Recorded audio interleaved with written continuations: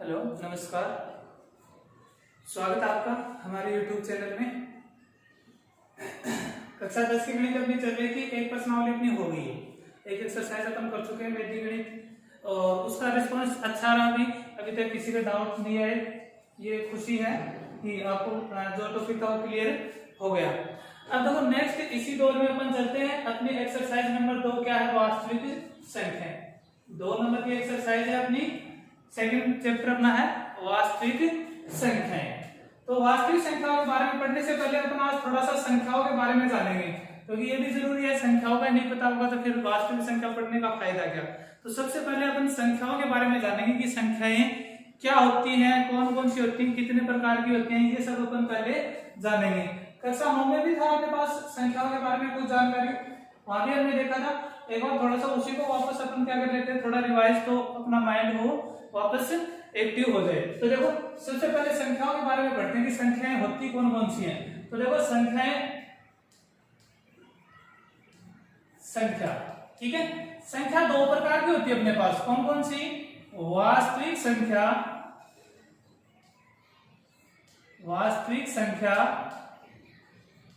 और दूसरी होती है अपने पास काल्पनिक संख्या। दूसरी क्या होती है? काल्पनिक संख्या। ठीक है, पहले ये वास्तविक संख्या, दूसरी है काल्पनिक संख्या। ये जो काल्पनिक संख्याएं हैं, ये अपने सिलेबस में नहीं है। ये आगे जब अपने आगे की क्लास में जाएंगे, कक्षा 11th क्लास से अपने पास ये आएंगी काल्पनिक संख्या, तब इनके बारे में अपन पढ़ेंगे। फिलहाल 10th तक का जो अपना स्टैंडर्ड है वो वास्तविक संख्याओं का ही है। तो वास्तविक संख्याएं कौन कौन सी होती हैं, इनके बारे में देखेंगे। तो वास्तविक संख्या इंग्लिश में बोलते हैं इनको रियल नंबर। ठीक है, ये है अपने पास वास्तविक संख्या। देखो सबसे पहले जो इसकी बात करें तो सबसे पहला आता है अपना प्राकृत संख्या। प्राकृत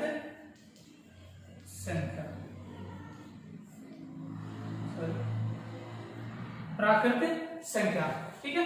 प्राकृत संख्या इसको किससे डिनोट करते हैं? कैपिटल एन से, क्योंकि देखो इसको इंग्लिश में बोलते हैं नेचुरल नंबर।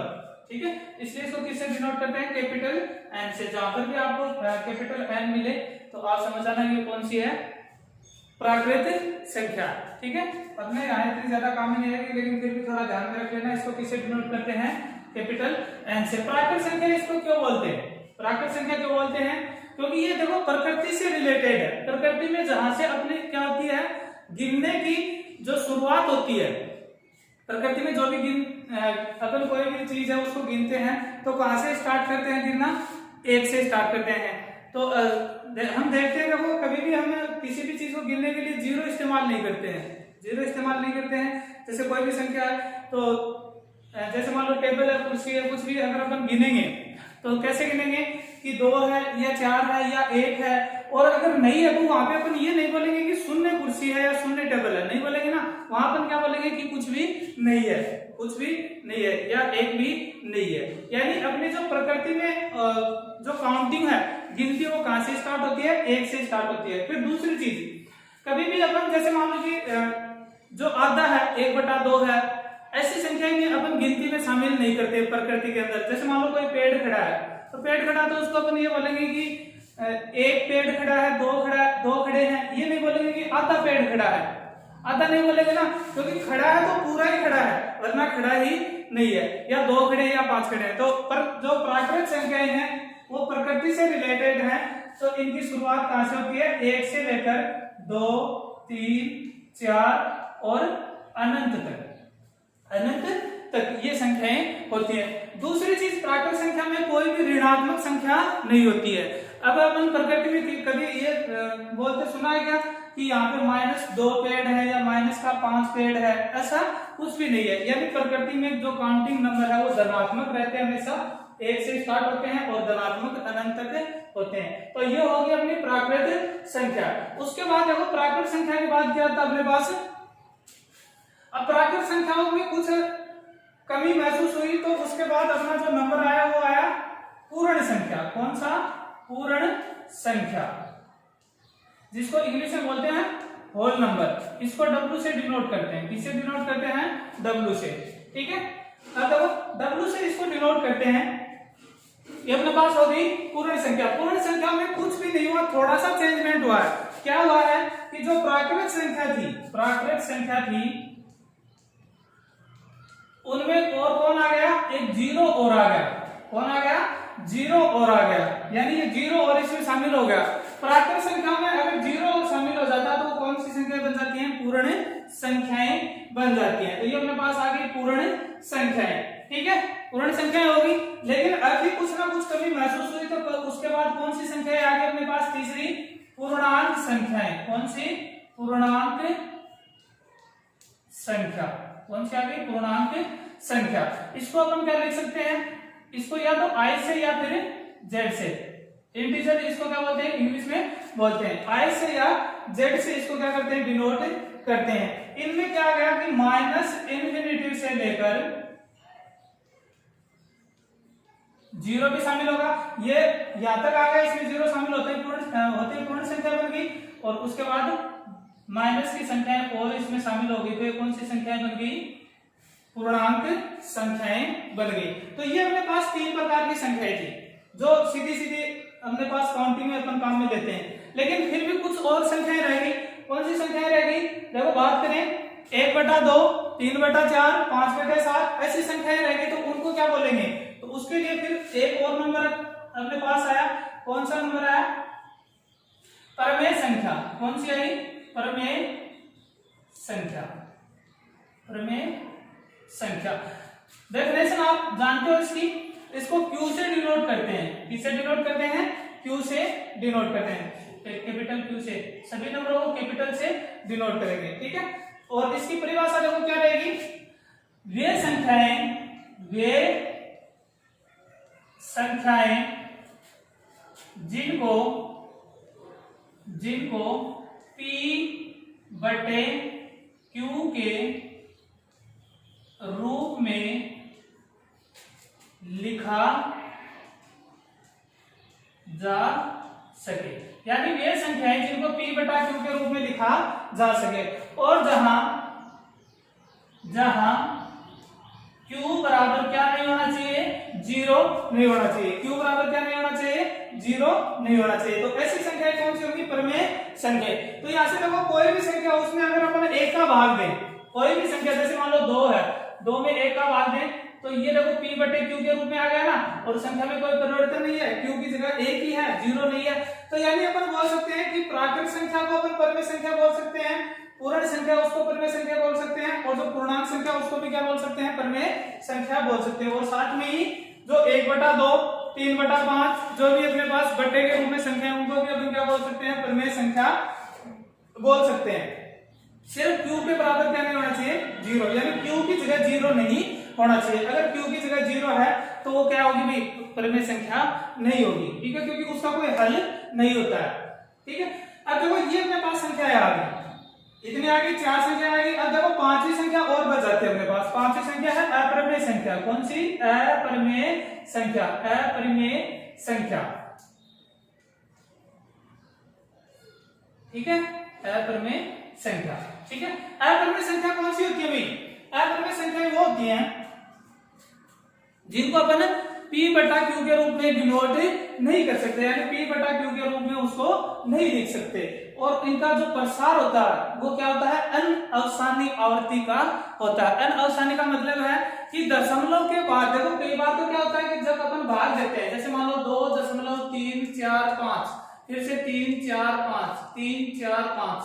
ठीक है, ये इस प्रकार से क्या चलता है?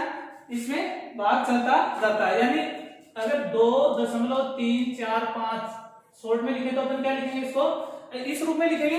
तो ऐसा अगर प्रसार है इसके बाद, ठीक है, वैसे तो अशांत है, ये शांत नहीं हो रहा है, अशांत है, बार बार क्या आ रहा है? 345, 345 आ रहा है। लेकिन इस संख्या को अपन क्या कर सकते हैं? परमेय संख्या के रूप में लिख सकते हैं। इसके अलावा ऐसी संख्याएं भी होती है जिनको अपन P/Q के रूप में इसको लिख सकते हैं, परमेय संख्या के रूप में इसको अपन लिख सकते हैं। लेकिन कुछ संख्याएं ऐसी हैं जिनको अपन P/Q के रूप में या बार लगाकर उनको एक जगह इकट्ठा नहीं कर सकते। तो वो देखो उनका प्रसार कैसा होता है? जैसे 2.345 0 34500 34500 और इस प्रकार जो संख्याएं आगे बढ़ती रहती हैं इनको बोलते हैं अनअवसानी आवृत्ति। ठीक है, यानी बार बार ये वापस वही रिपीट नहीं हो रही है। देखो 3450 था, फिर 3452 आ गए, 345000 आ गए, इस प्रकार आगे बढ़ती जा रही है। इसका मतलब इसको हम एक जगह इकट्ठा करके ऐसे बार के रूप में नहीं लिख सकते, अतः इसको अपन क्या बोलेंगे, अपरिमेय संख्या बोलेंगे। पहली बात तो इनकी विशेषता ये थी। दूसरी देखो, कभी आपने देखा √2 का मान, √2 का मान अगर आप निकालोगे तो √2 का जो मान निकालेंगे वो इस प्रकार से मतलब बार बार क्या होता रहेगा, आगे अनअवसानी आवर्ती दर्शाता रहेगा। यानी जो √, के रूप में जो संख्या है, √, के रूप में जो संख्या है जिनका √, अपन सीधे सीधे देखो ये मत शामिल कर देना कि √4 अपरिमेय संख्या है, इसका क्या होता है 2 मान सीधा सीधा आता है और जो क्या एक परिमेय संख्या है। लेकिन देखो जो √2 है, √2 है, √3 है, √5 है, ऐसे मतलब बहुत सारी ऐसी संख्या, √23 है, इनका जब भी अपन √, निकालते हैं तो ये सब संख्याएं कौन सी होती हैं, इस प्रकार से √, बाहर निकल के आता है, तो इनको अपन क्या बोलेंगे, अपरिमेय संख्या बोलेंगे। जो पूर्ण वर्ग संख्या है, पूर्ण वर्ग संख्या इसको क्या बोलेंगे, पूर्ण वर्ग संख्या, इसका √, हमें बता दो, ऐसी संख्या को शामिल नहीं करेंगे। जो पूर्ण वर्ग संख्या नहीं है और उन पे क्या लगा हुआ है, √, लगा हुआ है, तो वो संख्या कौन सी होंगी, अपरिमेय संख्या होगी। फिर देखो बात करते हैं आगे, दूसरा प्रकार हो गया। तीसरी बात करें अपरिमेय संख्या की तो पाई। देखो पाई की वैल्यू आज तक अपने पास नहीं आई है, अगर इसका एक काल्पनिक मान ही लेते हैं वैसे 3.147, ठीक है, लेकिन ये इसका वास्तविक मान नहीं है। अगर इसका डिटेल से आप सॉल्व करोगे 22/7 जो व्यास और त्रिज्या का है, सॉरी परिधि और त्रिज्या का क्या है, परिधि और व्यास का, सॉरी परिधि और व्यास का क्या है, अनुपात है। ठीक है, ये पाई का परिधि और व्यास का अनुपात है।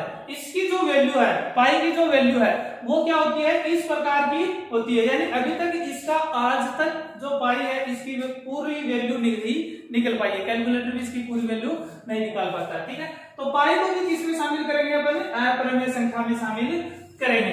तो देखो संख्याओं का अपने हो गया, संख्या कितने पर आया थी, वास्तविक और काल्पनिक संख्या। काल्पनिक अपने सिलेबस में नहीं है, 11th क्लास से स्टार्ट होगी।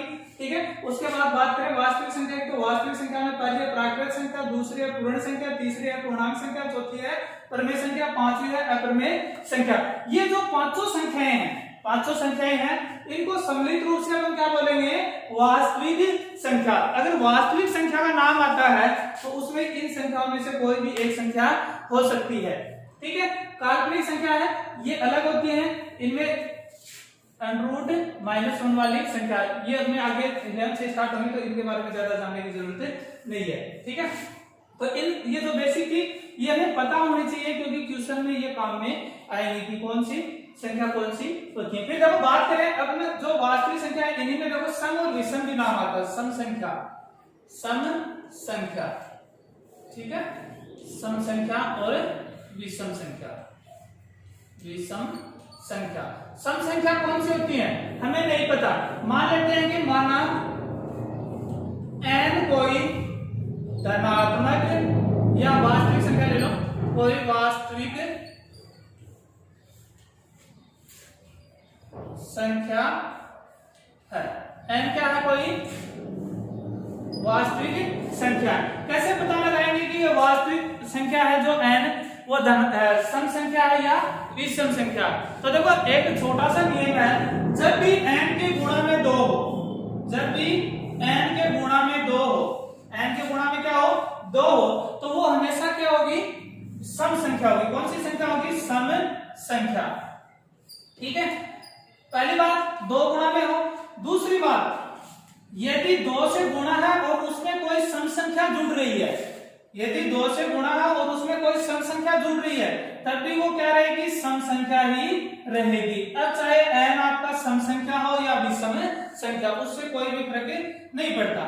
ठीक है, n के गुणा में अगर 2 है तो वो कौन सी संख्या है, सम संख्या है, और अगर n के गुणा में 2 के साथ साथ कोई सम संख्या जुड़ रही है तो भी वो क्या रहेगी, सम संख्या ही रहेगी, चाहे n कोई भी संख्या हो, 1 हो, 2 हो, 3 हो, 5 हो, 7 हो, कुछ भी हो, चाहे सम संख्या हो या विषम संख्या।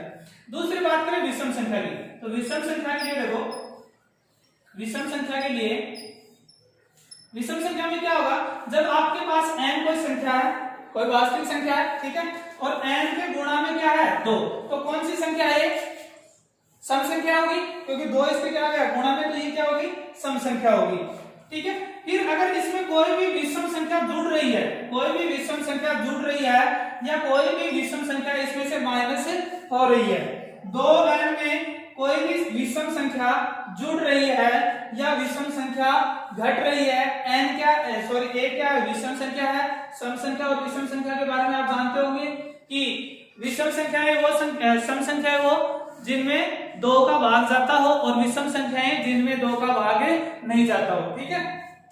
अब ये अपने पास है, तो 2n-1, चाहे तो विषम संख्या इसमें से माइनस हो, चाहे इसमें विषम संख्या जुड़े, तो ये संख्याएं कौन सी होंगी, विषम संख्याएं होंगी, ये भी अपने प्रश्नावली में काम में आएंगी। तो ये अपने पास संख्याओं के बारे में थोड़ा सा बेसिक नॉलेज था, इसको अच्छे से याद रखना ताकि आगे भविष्य में भी आगे तक काम में आएंगे, 11th 12th आगे तक ये काम में आएंगे, अगर अच्छे से आपको इनको याद कर, आपको अगर ये याद है कि प्राकृत संख्या को n से डिनोट करते हैं, पूर्ण संख्या को w से, इसको iz से, इसको q से, ठीक है।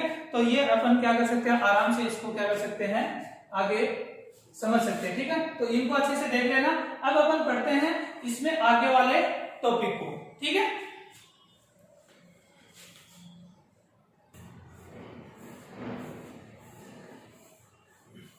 देखो वास्तविक संख्या में अब अपन पढ़ते हैं यूक्लिड विभाजन प्रमेय का, यूक्लिड विभाजन प्रमेय, ठीक है। यूक्लिड देखो क्या आपके पास, ये एक ग्रीक भाषा का क्या है, शब्द है, ठीक है, यूक्लिड। अब ज्यादा जरूरी नहीं, लेकिन थोड़ा सा बेसिक है, ध्यान रख लेना। देखो यूक्लिड विभाजन प्रमेय का क्या है, इसने जो गणित में क्या थी, भाग संक्रियाएं थी, भाग संक्रिया, जैसे अपने पास भाग संक्रिया क्या क्या होती है, सबसे पहले तो भाग होता है, दूसरा एलसीएम निकालते हैं, एलसीएम निकालते हैं, इन सब में क्या लेते हैं अपन, भाग संक्रिया काम में लेते हैं ना, तो उनके सिद्धांतों को इसने दिया यूक्लिड में, ठीक है। तो इसने देखो किस प्रकार दिया, थोड़ा सा इसके बारे में जानिए कि यदि अपने पास b बटा a बराबर क्या है, c है, b बटे a बराबर c है, तो यहाँ पे देखो b अपना, ये तीनों क्या कोई पूर्णांक है, तीनों a b c तीनों पूर्णांक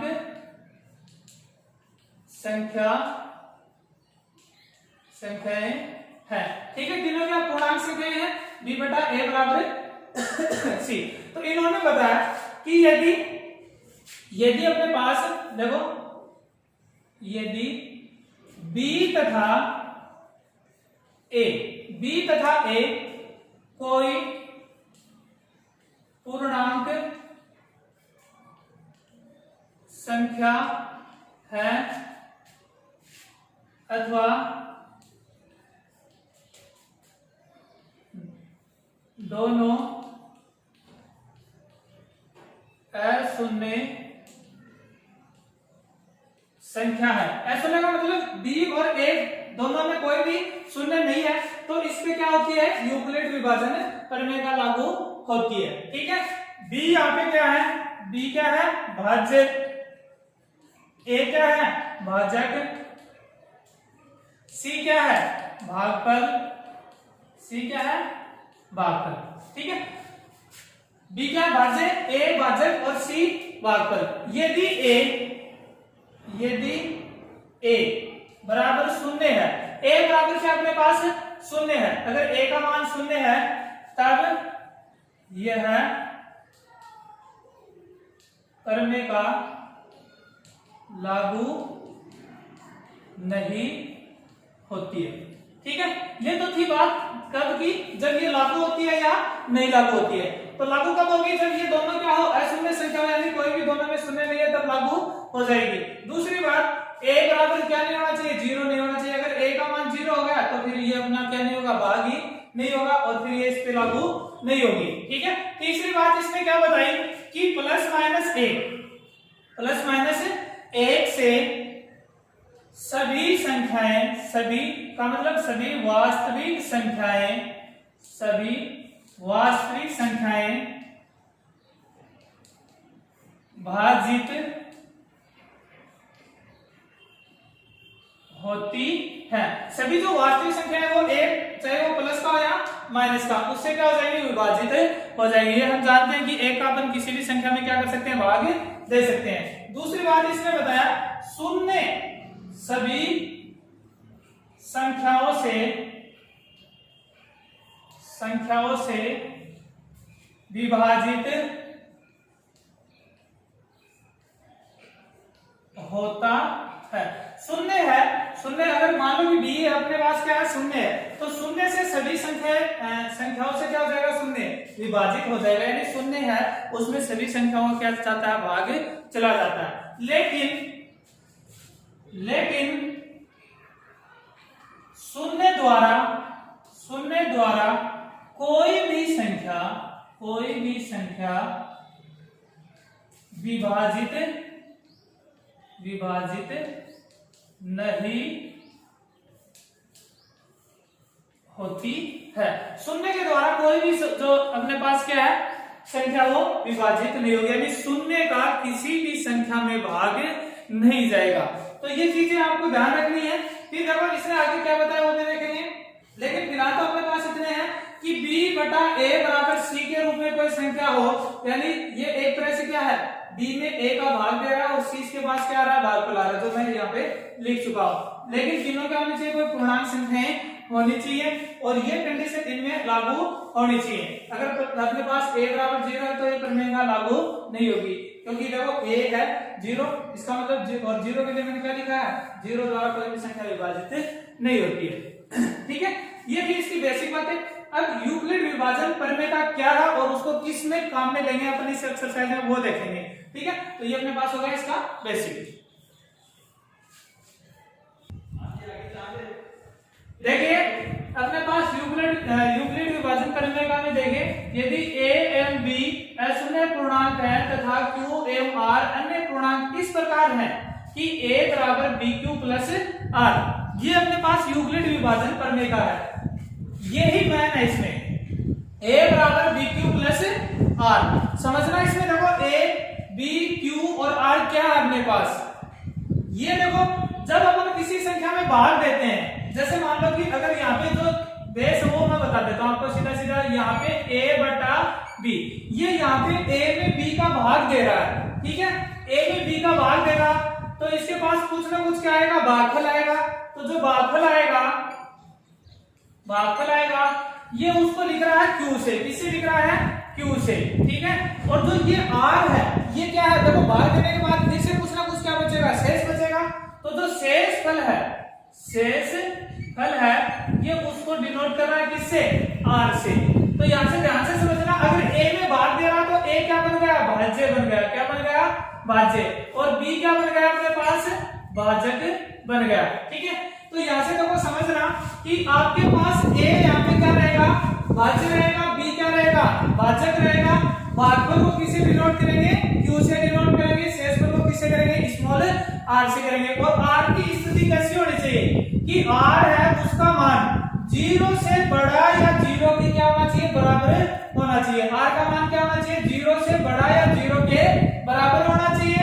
दूसरी बात जो b है उससे ये हमेशा क्या होना चाहिए, छोटा होना चाहिए, उसके बराबर नहीं होना चाहिए, यानी b के बराबर नहीं होना चाहिए। ठीक है, ये देखो इस प्रक्रिया से अपन क्या निकालेंगे, HCF निकालेंगे। HCF higher common factor.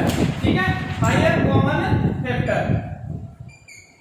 ठीक है, ये अपन क्या करेंगे, HCF किस विधि से निकालेंगे, यूक्लिड विभाजन प्रमेय से निकालेंगे। ठीक है, देखो क्वेश्चन हमें किस प्रकार मिलेगा, इस प्रकार कि जैसे मान लो ये अपने पास क्वेश्चन है संख्या 16, इसका क्या निकालो आप, HCF निकालो। थोड़ा सा इसको समझना, देखो HCF कैसे निकालोगे आप, जो पहले आपको मिलेगा हमेशा, जो पहले मिलेगा उसको क्या मानेंगे, हमेशा a मानेंगे। क्या मानेंगे, जो बड़ी संख्या, अगर उल्टा भी लिख रखा है तो जो बड़ी संख्या है उसको क्या मानेंगे, a मानेंगे। यहाँ पे 16 और 56 है, दोनों में बड़ी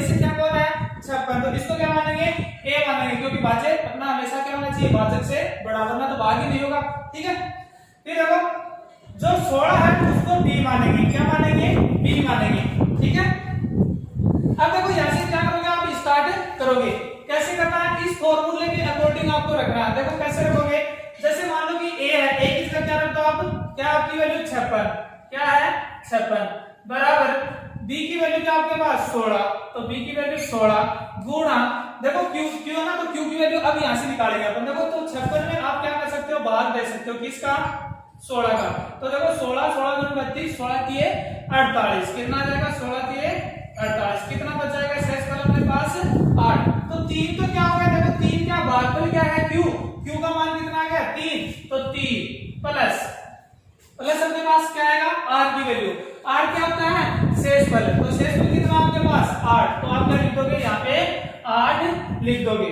फिर आपको क्या करना है कि जो b है वो अभी क्या है, देखो b अपने पास क्या है, शेष पद से बड़ा है, b क्या शेष पद से बड़ा है, लेकिन यहाँ पे क्या बोल रहा है कि जो शेष पद है b से क्या होना चाहिए, छोटा होना चाहिए ना, तो यहाँ पे क्या लिखेंगे, यहाँ b है वो अभी शेष पद से क्या है, बड़ा है। ठीक है, यानी b किससे बड़ा है, r से बड़ा है। तो आप वापस एक प्रक्रिया स्टार्ट करोगे, लेकिन उससे पहले क्या करोगे, अतः क्या करोगे, a की जगह तो किसको ले लोगे, b को, a की जगह b तथा b की जगह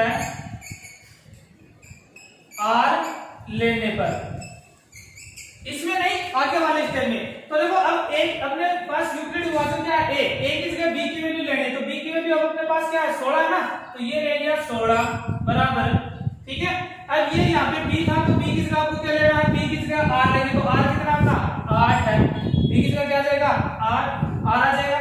अब देखो 8 दूनी 16, 8 दूनी 16, ठीक है, शेष पर कितना बचा 0। ये प्रक्रिया जब तक करते रहेंगे तब तक अपने पास शेष पर क्या नहीं आ जाए, 0 नहीं आ जाए। अब यहाँ पे अपना क्या हो गया, शेष पर 0 आ गया, तो क्या लिखोगे r बराबर 0। अतः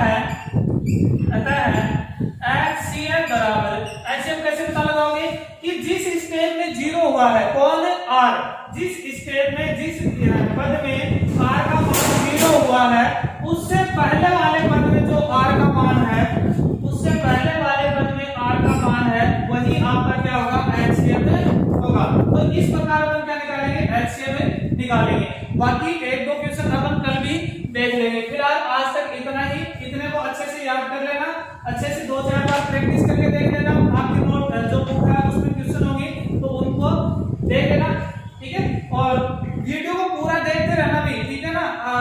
अभी तक आप पूरा नहीं देख रहे हो तो पूरा वीडियो देखना है, और अभी तक आपने अगर सब्सक्राइब नहीं किया तो चैनल को सब्सक्राइब करना, लाइक करना मत भूलना। ठीक है, और लगातार पढ़ते रहना भी। ठीक है, धन्यवाद।